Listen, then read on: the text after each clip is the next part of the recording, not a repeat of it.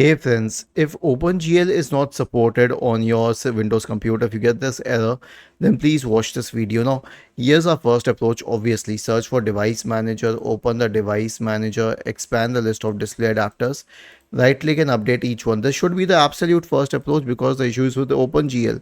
But then you can right click on the start button and select settings, go to Windows Update and then update Windows. Now why?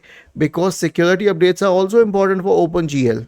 Okay, now once we are done with both of these, the next one is to realize that if we are playing a game, we need the appropriate graphics card. If it is lower than the expectations, it will not work anyway.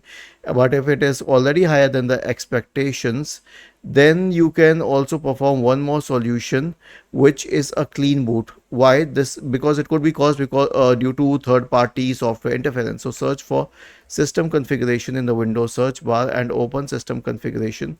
Go to the services tab, check the box associated with hide all Microsoft services. If any of the services checked, click on disable all, apply, okay, and then restart the computer. Was this helpful? If yes, then please subscribe to the channel. If not, then let us know in the comment section of the video on how we could help you further. Thank you for watching this video and have a nice day.